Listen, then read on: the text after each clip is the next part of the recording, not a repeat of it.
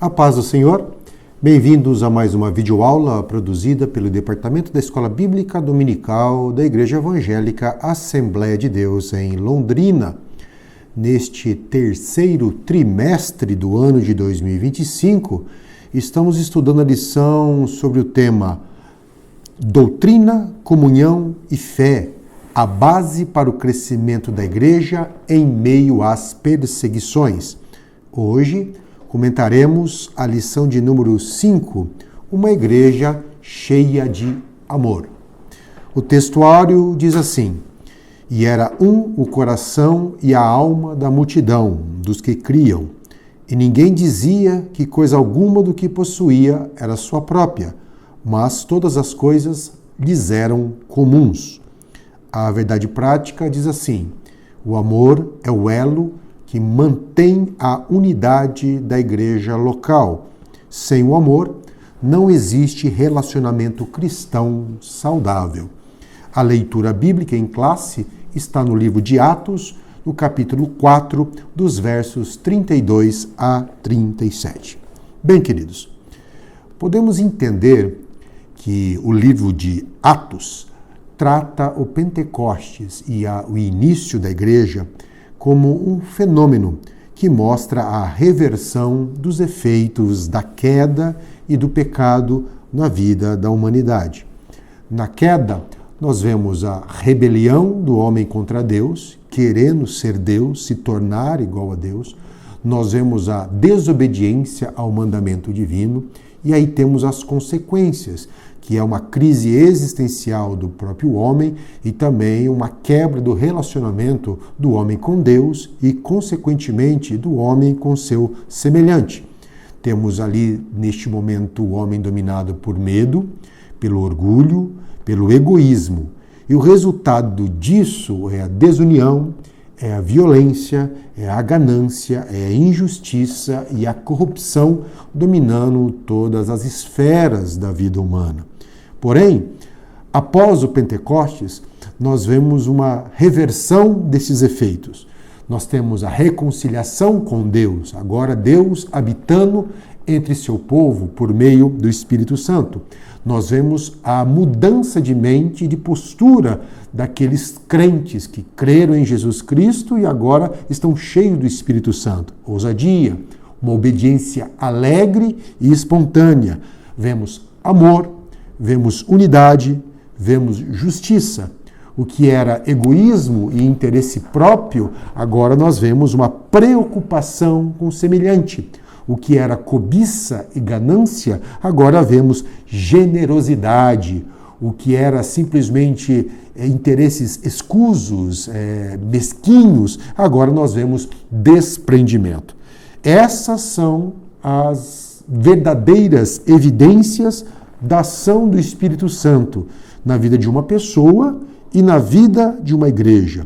Conforme nós já estudamos nas lições anteriores, em Atos 2:42, há um relato de como era essa igreja após a descida do Espírito Santo. E diziam que a igreja perseverava na doutrina dos apóstolos, na comunhão e no partir do pão e nas orações. Em resumo, uma igreja cheia do Espírito Santo é uma igreja cheia do amor por Deus e o amor pelo semelhante. É uma igreja que preserva, valoriza e busca manter a unidade.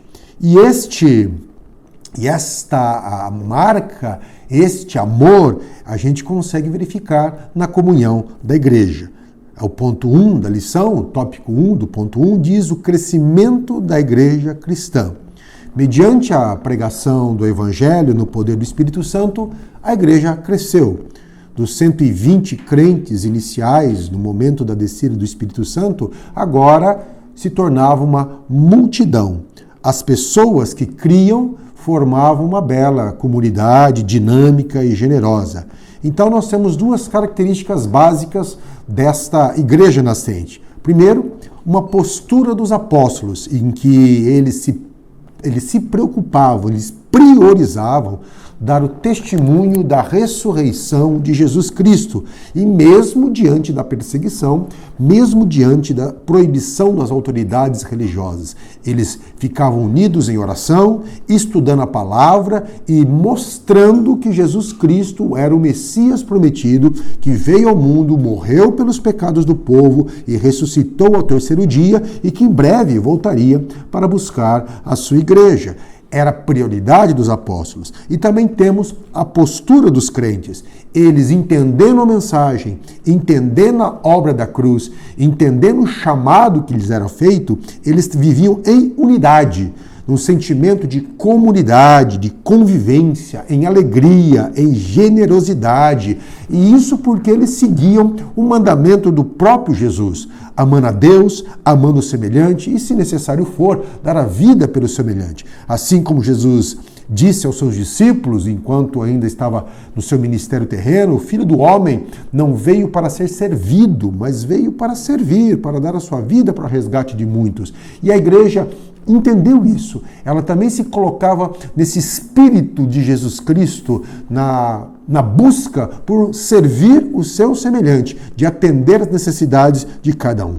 E com esse crescimento, logicamente, vem os desafios. Queridos, a igreja, ela é uma instituição divina, ela foi criada, fundada em Cristo e por Cristo, ela está cheia da glória de Deus, da presença de Deus, ela tem o Espírito Santo de Deus, mas ao mesmo tempo ela é uma igreja humana, é formada por seres humanos pecadores que foram alcançados pela graça e foram redimidos pelo sangue do Cordeiro. Então nós temos a humanidade presente na igreja. Neste caso, é normal e é esperado que cada crescimento haja os seus problemas. Pessoas de diferentes histórias, pessoas de diferentes personalidades, de diferentes experiências e vivências, que ali, em um determinado momento, atraídas pelo Evangelho, acabam convivendo juntas com as suas diferenças, que precisam ser analisadas e precisam ser superadas em prol da unidade. Todo crescimento traz desafios, todo crescimento traz problemas, todo crescimento traz uma certa dor. Nós temos que analisar que neste meio havia pessoas de necessidades, de condições diferentes. Nós temos o próprio relato de Atos, no capítulo 6, no versículo 1, dizendo assim: ora, naqueles dias, crescendo o número de discípulos, houve murmuração dos gregos contra os hebreus por causa das viúvas, que eram desprezadas no ministério cotidiano. Ou seja, a igreja teve que aprender a lidar na logística, no atendimento, nas prioridades. Toda igreja que busca crescimento, toda igreja que quer crescer, esta igreja tem que estar ciente de que haverá problemas, de que surgirão diversas necessidades que deverão ser enfrentadas. E para equalizar essas diferenças, fatores, envolve amor, principalmente, envolve fidelidade, um compromisso com as pessoas e compromisso com a comunidade onde você está inserido, envolve a perseverança, que as coisas não se resolvem da noite para o dia, que a igreja não vai ser da forma como você quer, que muitas vezes a sua opinião sobre uma igreja perfeita não está necessariamente correta. É preciso humildade para reconhecer essa situação, paciência, longanimidade, é preciso de paz, mansidão, temperança. Perceba que para a vida em comunidade, para a vida em unidade, para a vida de a igreja conforme determina a palavra do Senhor, é necessário que cada cristão desenvolva o fruto do Espírito Santo, que é justamente o que Paulo fala em Gálatas 5, 22 e 23. Enquanto a vida na carne produz inimizade, produz conflito, produz partidarismo, produz discussões infindadas, produz orgulho, competição, um achando que é melhor do que o outro, seja no nível social ou mesmo espiritual, a igreja de Cristo cheia do Espírito Santo e o cristão cheio do Espírito Santo, ele vai inverter essa lógica, produzindo os frutos, o fruto do Espírito Santo, que tem as características relatadas. Este desafio também tira a igreja da zona de conforto. Exige dinamismo, exige planejamento, exige determinação, exige coragem, exige disposição. Ou seja, em resumo, todo crescimento envolve dor e desconforto, mas é o esperado, é o necessário em todo o processo, e o seu final é recompensador. O próprio Paulo ensina em Efésios capítulo 4, dos versículos 15 a 16, ele recomendando a igreja, ele diz assim: antes, seguindo a verdade em amor, cresçamos em tudo naquele que é a cabeça, Cristo, do qual todo o corpo, bem ajustado, ligado pelo auxílio de juntas, segundo a justa cooperação de cada parte, faz o aumento do corpo para a sua edificação em amor.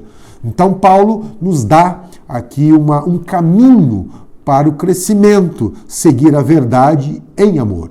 A verdade sem amor é mero legalismo e discussões infindadas, sem fim. E da mesma forma que o amor sem a verdade, ele não é um puro amor, é um falso amor. Então, seguindo a verdade, a orientação, seguindo a palavra de Deus, mas amando, buscando atender às necessidades de cada um, buscando o interesse do seu próprio, buscando que ele tenha recebido aquilo que ele precisa, nisso a igreja vai crescendo, prosperando e fazendo a diferença no mundo. Porém, este crescimento, além de exigir esforço, ele precisa ser sustentável. Não basta crescer em números e perder a qualidade. Não basta crescer em números e perder a visão. Não basta crescer em números e perder a essência da verdadeira igreja de Cristo. E essa essência, o autor da revista, no ponto 3, chama de vida interior. E ele cita que essa comunidade, ela possuía um só coração, uma só alma, ou seja, a sua motivação, os seus sentimentos, o seu objetivo, a sua identidade, o seu propósito, a sua missão, a sua consciência daquilo que deveria ser feito, eles eram uma só. Eles entendiam o que eles foram chamados, eles entendiam o que foi feito por eles na cruz e procuravam viver dentro desta dinâmica. E esta é a vontade de Deus para o seu povo, viver em unidade, viver em amor, viver em harmonia, como temos no Salmo 133, que o salmista diz assim: ó, quão bom e quão suave é que os irmãos vivam em união, e é como óleo precioso sobre a cabeça, que desce sobre a barba de Arão, e desce até a orla das suas vestes, como o orvalho de Hermon, e como que desce sobre os montes de Sião, porque ali o Senhor ordena a bênção e a vida para sempre. E este foi e é um dos grandes desafios da Igreja de Cristo: preservar a unidade conquistada na cruz. Paulo fala sobre isso na carta aos Efésios, no capítulo 4, dos versículos 1 a 6. Rogo-vos, pois eu, preso no Senhor Jesus, que andeis de modo digno à vocação com que fostes chamados, com toda humildade, mansidão, com longanimidade, dando suporte uns aos outros em amor, procurando guardar a unidade do Espírito pelo vínculo da paz. Há um só corpo, um só Espírito, como também fostes chamados em uma só esperança da vossa vocação. Um só Senhor, uma só fé, um só batismo, um só Deus e Pai de todos, o qual é sobre todos, por todos vós. Também ele repete isso em Filipenses, no capítulo 2, fazendo um pedido àquela igreja que ele tanto amava.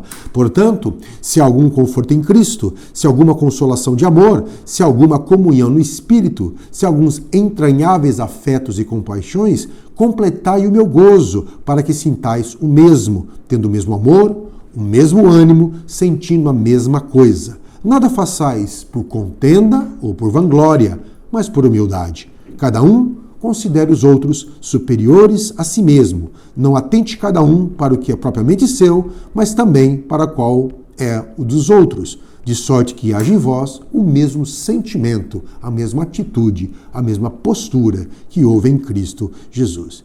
E este amor nada mais é do que uma manifestação da graça de Deus. O escritor da lição nos lembra que é neste ambiente de amor, de unidade, de comunhão, de generosidade, de solidariedade, que o Espírito Santo opera com dons, com manifestações, com curas, com sinais, com libertação. Este ambiente de unidade, de comunhão, é propício para que os crentes sejam cheios do Espírito Santo, como Paulo diz na própria carta aos Efésios. Ele fala assim: não vos embriagueis com vinho, mas enchei-vos do Espírito. Efésios 5,18. E ele continua fazendo uma vírgula, continuando 19, falando entre vós em salmos, em hinos, em cânticos espirituais, cantando e salmodiando ao Senhor em vosso coração, dando sempre graças a tudo ao nosso Deus e Pai, em nome de nosso Senhor Jesus Cristo.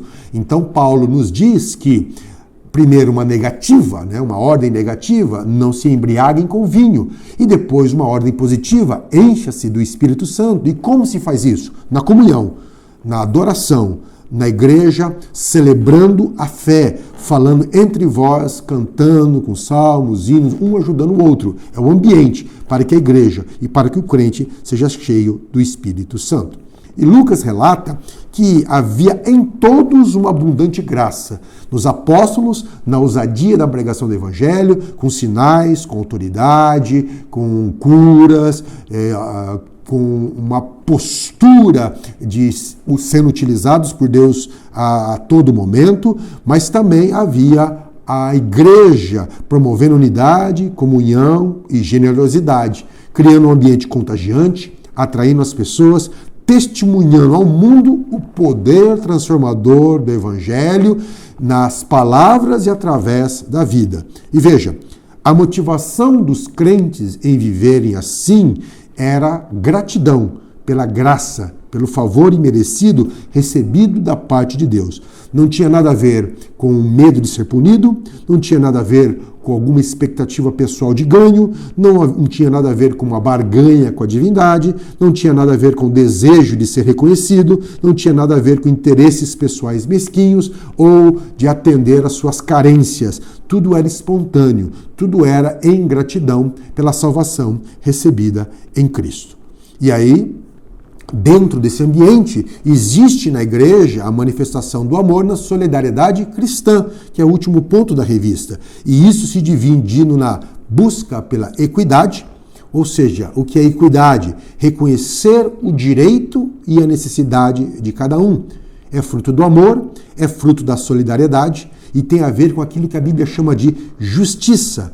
Ela vem com o despertar da consciência, que agora está libertada do pecado e, por consequência, libertada do orgulho e do egoísmo. Do contrário, nós temos o que a Bíblia chama de iniquidade, que é a pessoa voltada para si mesma, sem contemplar a necessidade do outro. O resultado, a iniquidade, é justamente o resultado do esfriamento do amor. E temos que ver que, inclusive, a questão da iniquidade, juntamente com a idolatria, foi denunciada e combatida pelos profetas do Antigo Testamento, chamando o povo ao arrependimento. A igreja entendia isso muito bem. Não significava um nivelamento social, mas significava a responsabilidade daquele que tem mais ajudar aquele que tem menos, daquele que é mais forte ajudar aquele que é mais fraco.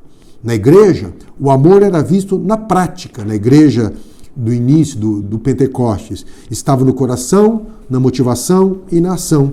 Havia sempre a preocupação com a necessidade do outro, e havia preocupação em identificar a necessidade, e havia uma colaboração de todos para que essas necessidades fossem atendidas, produzindo um círculo virtuoso de solidariedade. E isso vem como exemplo de voluntariedade. Diferente do que é pregado por ideologias e sistemas políticos atuais e mesmo de governo, nenhuma obrigação foi imposta. Não havia qualquer discurso abordando uma suposta luta de classes, ou lançando culpa sobre aqueles que tinham posses, ou promovendo a revolta daqueles que não tinham. Dar e doar era um requisito, não era um requisito ou uma regra imposta. Ninguém era expropriado, ninguém era coagido, ninguém era constrangido a ofertar, doar ou entregar. Não era por força e nem por violência. Era um ato voluntário, espontâneo, de profunda alegria, movidos pelo Espírito Santo de Deus e cheios de gratidão pelo favor recebido de Deus. A questão não é todos terem as mesmas coisas, a questão é ninguém ter falta de nada. Na conclusão, nós temos que na igreja em Pentecostes, vemos o poder do Evangelho na prática, transformando, unindo, quebrando as barreiras, trazendo amor, despertando o desejo de servir, ou seja, revertendo os efeitos da queda, revertendo os efeitos do pecado, promovendo reconciliação com Deus, com o semelhante e com a comunidade. É que este mover esteja no coração de cada crente, cada igreja, e isso é ser uma igreja genuinamente cheia do Espírito Santo. Isso significa ser uma igreja genuinamente pentecostal. Que Deus possa continuar falando aos nossos corações, que possamos nos espelhar no exemplo dos primeiros cristãos e aplicarmos a nossa vida hoje, porque o Evangelho continua sendo o mesmo e promovendo as mesmas transformações. Que Deus abençoe a todos, em nome de Jesus.